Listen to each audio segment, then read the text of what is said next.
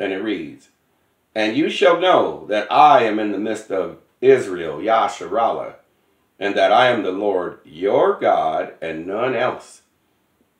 And my people shall never be ashamed. He says he's only our God and none else. And we're not going to be ashamed nor confounded. This is what he said.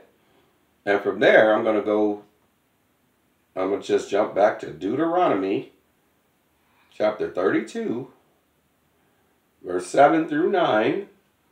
And I'm going to read what Moses said. Remember the days of old. Now, he said, you should remember how things were when I brought you out of Egypt. Remember the days of old. Consider the years of many generations. Ask thy father, and he will show thee. Thy elders, and they will tell thee. Verse 8, when the Most High divided to the nations their inheritance, when he separated the sons of Adam, he set the bounds of the people according to the number of the children of Israel, of Yasharahla. And then verse 9 reads, for the Lord's portion is his people. Jacob is the lot of his inheritance. So it was also, we were supposed to have all this. Everything you're seeing, all these banks, all these stores, all these businesses, that was supposed to be to us. But our people didn't want to listen to the laws and statutes and commandments. That's why they're over the top of us. So this is what he said. We are the lot of his inheritance.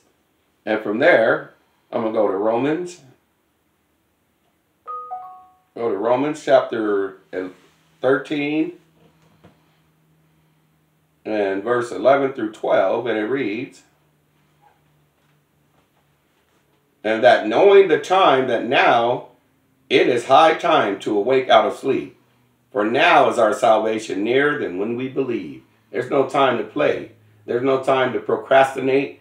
Our people have to get it together because he said, hey, it's high time to wake up from sleep state because our salvation is nearer than when we first believed.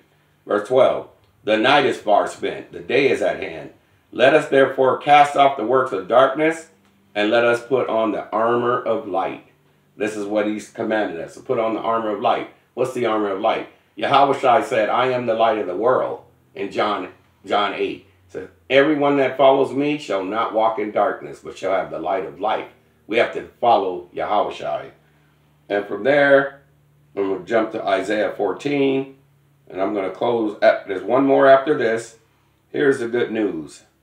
Here's the good news for us. It's all the good news. The whole Bible's good news. Some is bitter for us, and it's sweet. We have to take it all. The bitter and the sweet. Isaiah 14, verse 1 through 3. For the Lord will have mercy on Jacob. So when it's all said and done, he's still going to have mercy on us. And will yet choose Israel, Yasharahla, and set them in their own land. And the strangers shall be joined with them, and they shall cleave to the house of Jacob. So how we've been cleaving and clinging on to these people, that's how they're going to be over in the land, in the New Jerusalem. They're going to be hanging on to us. Verse 2, and the people shall take them. See, they're not going to go willingly. We're going to have to take them and bring them to their place.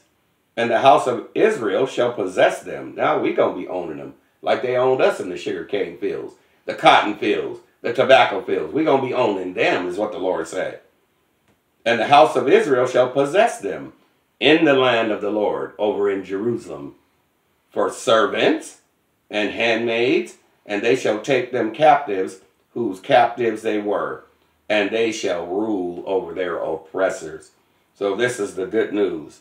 We're going to be ruling over our oppressors. Verse 3, and it shall come to pass. It's going to happen. That's what it'll come to pass means. It's going to happen in the day that the Lord shall give thee rest from thy sorrow and from thy fear and from the hard bondage wherein thou was made to serve. So we're not going to have to work at 2-3 jobs and make ends meet.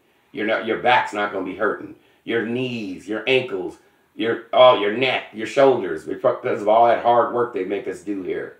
Well, that's going to be over. You're going to have rest from all that. And from there, I'm going to go to Numbers, chapter 35, and I'm going to close with this one. And verse 33, and it reads, now this is the bad news for all the people that touch the apple of his eyes. So you shall not pollute the land, mainly Esau, wherein you are, for blood it defileth the land. So this is what Esau did. For blood it defileth the land, and the land cannot be cleansed of the blood that is shed therein, but by the blood of him that shed it. And we know how they got this place, Yasharahla, which they call America now, how they killed off millions of our brothers, the Gadites and Reubenites and Issacharites, and Judah. Judah was being killed during slavery, and Benjamin, all of the tribes. But they got all this land. It killed off everybody and took the land and the resources. This is the good news. Defile not therefore the land which you shall inhabit, wherein I dwell. For I, the Lord, dwell among the children of Israel. He's always dwelt amongst us. And they touched the apple of his eyes. Let me read it again, those two verses. So you shall not pollute the land wherein you are, for blood it defileth the land. And the land cannot be cleansed of the blood that is shed therein, but by the blood of him that shed it. So what goes around, comes around. What Paul said in Galatians, you're going to reap what you have sown. That's what's going to happen. It's a sowing and reaping. Defile not therefore the land which you shall inhabit, wherein I dwell. For I, the Lord, dwell among the children of Israel. And with that, I want to give all honor and glory to Yahweh, by Shem, HaMashiach, Yahushai, Shalom.